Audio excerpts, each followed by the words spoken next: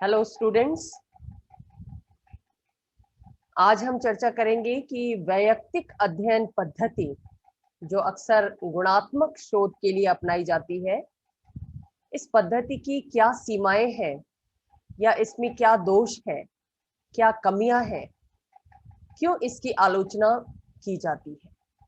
हालांकि ये पद्धति बहुत लोकप्रिय है सामाजिक जीवन की अमूर्त और जटिल घटनाओं के अध्ययन के लिए, लेकिन फिर भी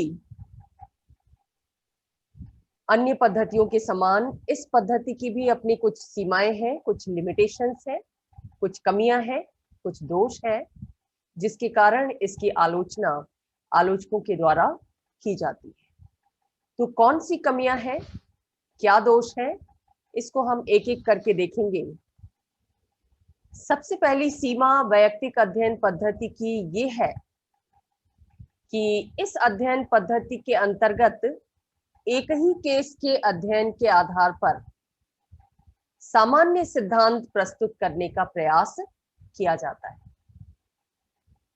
एक केस का अध्ययन कर लिया या एक जैसे 2-3 केसेस का अध्ययन कर लिया और उसके आधार पर एक सामान्य सिद्धांत बना दिया।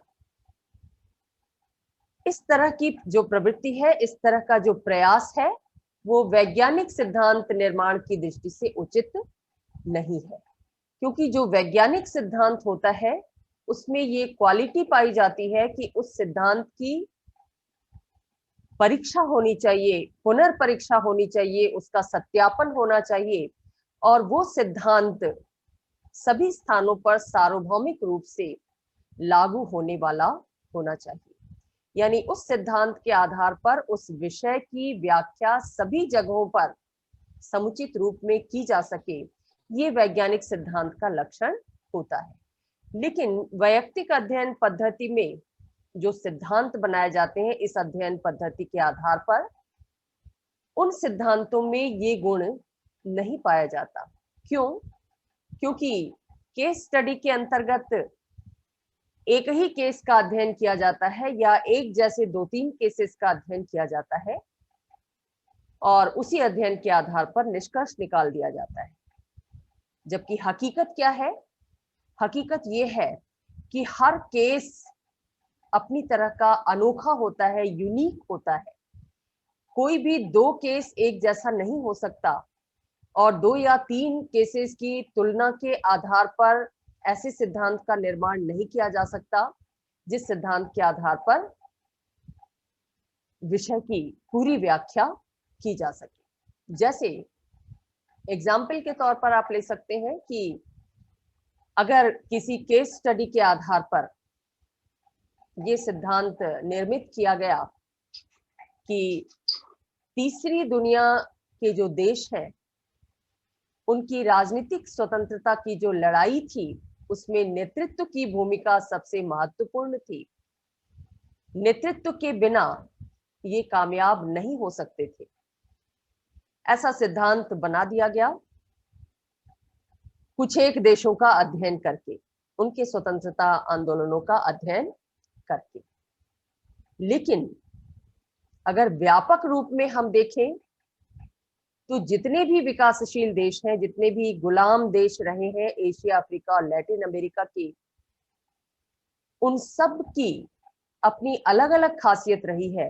उन सब के राष्ट्रीय आंदोलन की अलग अलग पृष्ठभूमि रही है, उनके राष्ट्रीय आंदोलन की अलग अलग विशेषता रही है, अलग अलग कारकों ने योगदान दिया उनकी आजादी की लड़ाई में। तो ऐसी स्थिति में 1 या 2 जगह का या 3 जगह का अध्ययन करके, 3 केसेस का अध्ययन करके ये निष्कर्ष निकाल देना कि नेतृत्व ही ओवरऑल वो फैक्टर है जिसके माध्यम से आजादी के लक्ष्य को प्राप्त किया जा सका विकासशील देशों के द्वारा या गुलाम देशों के द्वारा। तो ऐसा निष्कर्ष सार्वभौमिक नहीं हो सकता। क्यों सार्वभौमिक नहीं हो सकता? क्योंकि हर केस की अपनी अलग खासियत होती है, हर देश की अपनी अलग खासियत होती है, अलग विशेषता होती है, अलग समय होता है, अलग फैक्टर्स होते हैं, अलग सांस्कृतिक तत्व होते हैं। तो ये एक बहुत बड़ी कमी, बहुत बड़ी सीमा है वैयक्तिक अध्ययन पद्धति की कि कुछ एक केसेस के अध्ययन के आधार पर इसमें किसी विषय के बारे में सिद्धांत बनाने की कोशिश की जाती है, लेकिन वो सिद्धांत सार्वभौमिक रूप से लागू नहीं हो सकता, वो सिद्धांत वैज्ञानिक नहीं हो सकता, क्योंकि वो कुछ लिमिटेड केसेस के आधार पर निर्मित किया गया है। हर केस अपने ढंग का विशेष होता है और किसी विशिष्ट अध्ययन के आधार पर सामान्य निष्कर्षों तक नहीं पहुंचा जा सकता, या अगर पहुंचने का दावा किया जाता है तो वो सरासर बेमानी है। इसीलिए आजकल शोधकर्ताओं की जो प्रवृत्ति है वो वैयक्तिक अध्ययन के बजाय अन्य पद्धतियों को अपनाने की तरफ दिखाई देती है। जब भी वो शोध कार्य के लिए शुरुआत करते हैं, उपकल्पना निर्मित करना चाहते हैं, तो केस स्टडी मेथड अपनाने के बजाय वो अन्य सिद्धांतों, अन्य पद्धतियों की तरफ उनका झुकाव दिखाई देता है, ताकि उनका जो अध्ययन हो, उस अध्ययन के आधार पर जो निष्कर्ष निकले, जो सिद्धांत बनाए जाएं, वो सार्वभौमिक हो, वो वैज्ञानिक हो। हालांकि इस आलोचना के भी आलोचक हैं जो ये नहीं मानते कि वैयक्तिक अध्ययन पद्धति के आधार पर जो सिद्धांत बनाए जाते हैं वो सार्वभौमिक नहीं हो सकते या उनमें वैज्ञानिकता का गुण नहीं पाया जाता। जैसे वो एग्जाम्पल पेश करते हैं कि डार्विन ने जो विकासवादी सिद्धांत दिया कि दुनिया का विकास कैसे हुआ, इसके बारे में जो इवोल्यूशन थ्योरी दी उन्होंने कि कैसे जीवों का, वनस्पतियों का, समाज का सरल से जटिल की तरफ विकास होता है। प्रारंभ में कोई चीज बहुत सिंपल रूप में होती है, लेकिन जैसे जैसे उसका विकास होता जाता है वैसे वैसे वो जटिल होती जाती है। तो ये जो विकासवादी सिद्धांत डार्विन के द्वारा दिया गया, ये केस स्टडी पर ही आधारित था और इस केस स्टडी का उल्लेख उन्होंने ईस्टर्न आइलैंड के यात्रा वृतांत में किया है। तो ऐसा नहीं कहा जा सकता कि केस स्टडी के आधार पर जो सिद्धांत निर्मित किए जाते हैं वो पूरी तरह अवैज्ञानिक होते हैं या सार्वभौमिक नहीं होते हैं। डार्विन का विकासवादी सिद्धांत आज भी बहुत हद तक मान्य है। तो इस आलोचना को, इस कमी को खारिज कर दिया जाता है अन्य विचारकों के द्वारा। दूसरा दोष जो वैयक्तिक अध्ययन पद्धति में पाया जाता है वो ये है कि इस पद्धति में भी जो शोधकर्ता होता है वो अध्ययन कार्य से अपने पूर्वाग्रह को अलग नहीं रख पाता है और घटनाओं का अवलोकन करते समय किसी न किसी तरह के पक्षपात का शिकार हो जाता है। शोधकर्ता भी एक व्यक्ति होता है। कैसा व्यक्ति? समाज में रहने वाला व्यक्ति, एक सामाजिक प्राणी होता है। समाज में रहने के नाते उसके विभिन्न सामाजिक संबंध होते हैं, विभिन्न मूल्य विकसित होते हैं समाज के प्रभाव स्वरूप, संस्कृति के प्रभाव स्वरूप, और वो मूल्य, वो संबंध उसके व्यक्तित्व का इतना अभिन्न अंग बन जाते हैं कि जब भी वो कोई अध्ययन करता है तो उस अध्ययन में न चाहते हुए भी उसके मूल्य उसमें घुस जाते हैं, उसकी पसंद उसमें घुस जाते हैं, उसके संबंध उसमें घुस जाते हैं। वो उन तथ्यों को इग्नोर करने लगता है, नजरअंदाज करने लगता है जो उसके अपने मूल्य के अनुरूप नहीं है। जैसे कोई शोधकर्ता अगर लोकतांत्रिक मूल्य में विश्वास रखता है, लोकतांत्रिक कार्य प्रक्रिया में विश्वास रखता है, तो जब भी वो फील्ड में अवलोकन करने जाएगा, तथ्यों को संकलित करने जाएगा, तो उसे वो तथ्य दिखाई ही नहीं देंगे जो लोकतंत्र के विपरीत होंगे, जो गैर लोकतांत्रिक होंगे, क्योंकि उसके मन में लोकतंत्र, लोकतंत्र की पद्धतियां, लोकतंत्र के सिद्धांत, लोकतंत्र की कार्यप्रणाली, ये सब घूमते रहेंगे। स्वतंत्रता का कंसेप्ट घूमता रहेगा, समानता घूमती रहेगी। तो ऐसी स्थिति में जब शोधकर्ता अपने आप को मूल्यों से अलग नहीं रख पाता, पूर्वाग्रह किसको कहते हैं? जो पहले से ही फिक्स्ड है कोई चीज उसके व्यक्तित्व में, उसके विचार में, पूर्व आग्रह, उस आग्रह से अपने आप को मुक्त नहीं रख पाता। रिजल्ट क्या होता है कि जो तथ्य वो संकलित करता है वो तथ्य पक्षपातपूर्ण हो जाते हैं, वो वस्तुनिष्ठ नहीं रहते, वो उस रूप में नहीं रहते जिस रूप में वो वास्तव में है। वैज्ञानिक अध्ययन की पहली शर्त क्या होती है कि तथ्य जिस रूप में है उसी रूप में उनका संकलन किया जाए, उनका अध्ययन किया जाए। जब शोधकर्ता वस्तुनिष्ठता का ध्यान नहीं रखता, यानी तथ्यों को उनके वास्तविक रूप में संकलित नहीं करता, तो ऐसी स्थिति में जो निष्कर्ष निकलते हैं वो निष्कर्ष भी वास्तविक नहीं होते। और जब निष्कर्ष वास्तविक नहीं होंगे तो उनके आधार पर जो सिद्धांत निर्मित किया जाएगा वो भी वास्तविक नहीं होगा। तो ये एक बड़ी कठिनाई है जो वैयक्तिक अध्ययन पद्धति में देखी जाती है कि शोधकर्ता चाहते हुए भी न चाहते हुए भी अपने मूल्यों को अपने शोध कार्य से अलग नहीं रख पाता। तो ये एक कठिनाई है जो वैयक्तिक अध्ययन पद्धति में देखने को मिलती। तीसरी सीमा ये है कि वैयक्तिक अध्ययन पद्धति में अक्सर ये शिकायत की जाती है कि शोधकर्ता के द्वारा जो सामान्यीकरण प्रस्तुत किया जाता है, यानी जो निष्कर्ष प्रस्तुत किए जाते हैं वो झूठे होते हैं। क्यों झूठे होते हैं? इसलिए क्योंकि इस अध्ययन पद्धति के अंतर्गत तथ्यों का संकलन किन्हीं निश्चित नियमों के आधार पर नहीं किया जाता, क्योंकि वैयक्तिक अध्ययन पद्धति की एक खासियत होती है। म्यूट करिए अपने आप को, किसका माइक ऑन हो रहा है, बार बार डिस्टरबेंस हो रही है।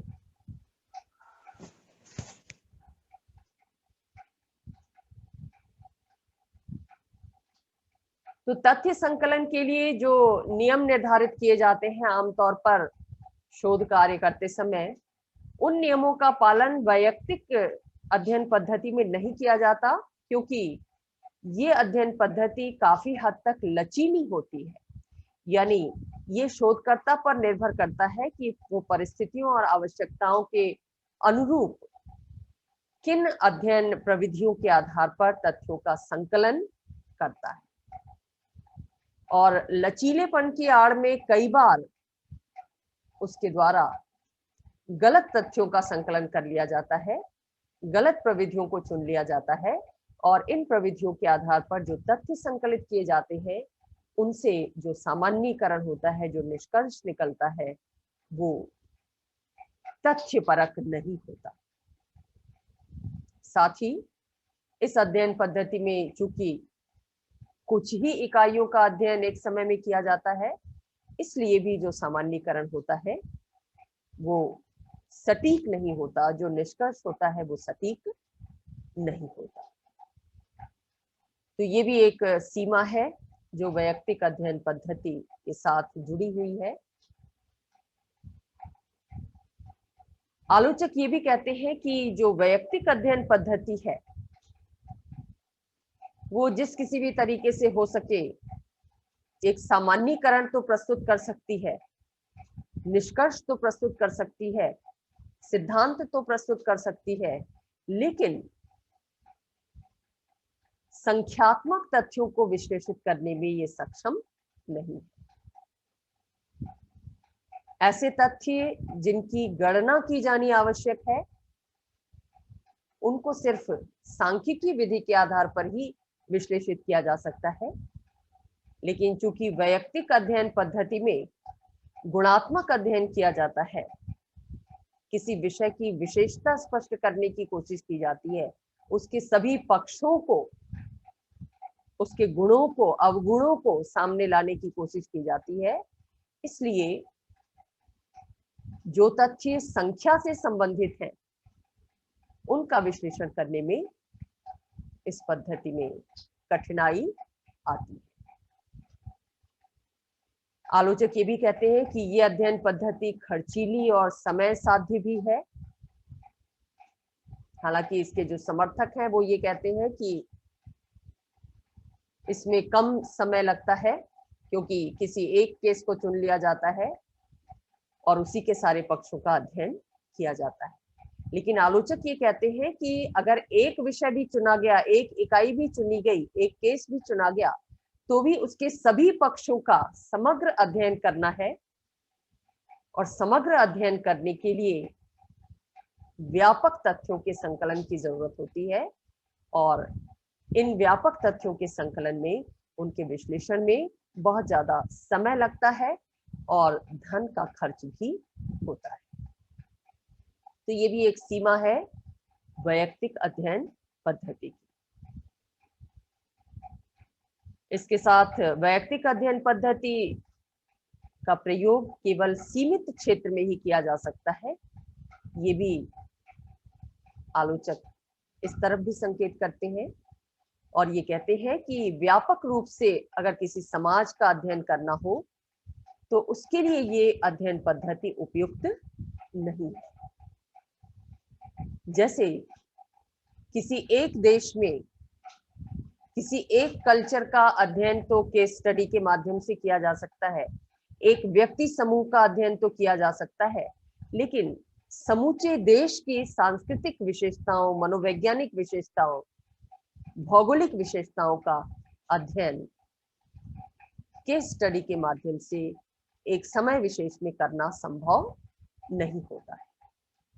तो जहां पर व्यापक अध्ययन की जरूरत होती है, वहां पर केस स्टडी फेल हो जाती है, क्योंकि इसके अंतर्गत कुछ लिमिटेड इकाइयों का ही, लिमिटेड केसेस का ही अध्ययन किया जा सकता है। साथ ही चूंकि इसमें विषय से संबंधित, केस से संबंधित सभी पक्षों को स्पष्ट करने की कोशिश की जाती है, इसलिए निदर्शन विधि का प्रयोग भी इसमें व्यापक रूप में नहीं किया जा सकता। सैंपलिंग मेथड भी प्रयोग में नहीं लाया जा सकता, क्योंकि अगर सैंपलिंग प्रयोग में लाई जाएगी तो उस विषय से संबंधित जितने भी पक्ष हैं वो सारे पक्ष स्पष्ट नहीं हो पाएंगे। इसलिए सैंपलिंग मेथड का प्रयोग भी सीमित रूप में ही इस पद्धति के अंतर्गत किया जा सकता है।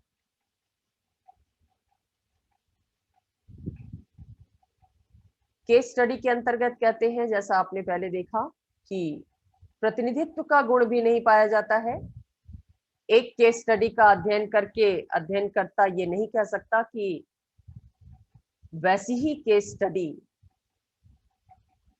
को रिप्रेजेंट करती है पूर्व वाली केस स्टडी, यानी एक केस स्टडी दूसरी केस स्टडी को रिप्रेजेंट नहीं कर सकती, उसका प्रतिनिधित्व नहीं कर सकती।